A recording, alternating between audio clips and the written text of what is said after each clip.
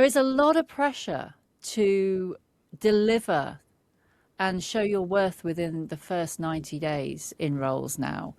And yet Oh, that Susie, don't get listening me started on the aspect. 90-day thing, because you know how much I hate this. You can't. I was waiting for that. You just, you It's like cannot pressing a evaluate. button. It's I mean, you can talk, oh, like, look, if you want to evaluate a data scientist in 90 days, knock yourself out.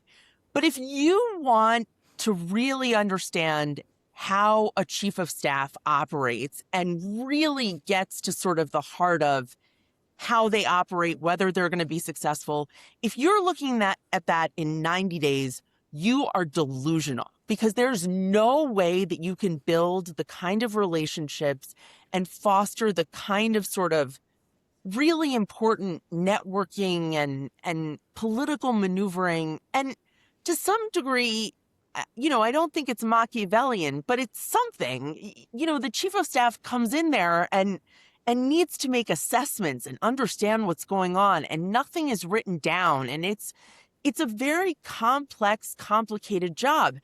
And if you're evaluating people on 3 months, you're bananas. I can't help you because I don't know how to help you, because you're nuts. And I know that this is very popular, and I'm going to write about this in our newsletter. In my next it's a 90-day myth, and it is complete baloney wrapped in horse manure. I don't believe that you can really evaluate a chief of staff in 90 days. It just can't be done.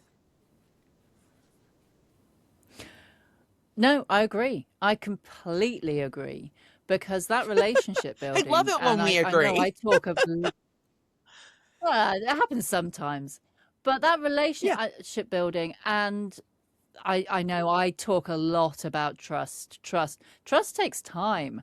And to be a chief of staff in an organization, you need to have the trust of not just the person you're working with, but across the whole of the leadership team and across the whole of the organization.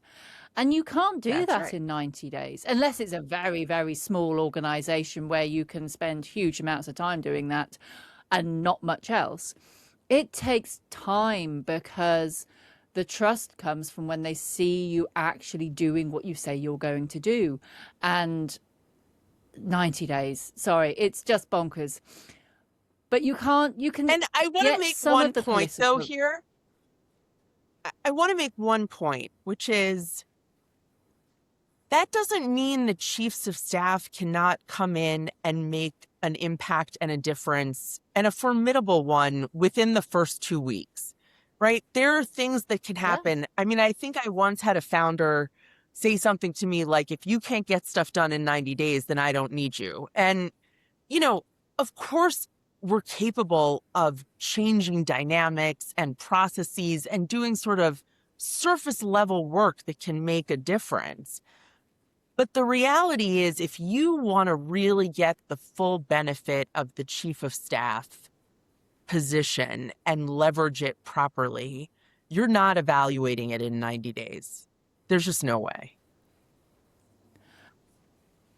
And I think that comes back to, if we look at the definition we have of the chief of staff, it covers the underlying mechanics of the role rather than the tasks. You can start making an impact on those tasks almost from day one. But the real value, the Right. value that you get after those 90 days, comes from this scaffolding, but that is below the role.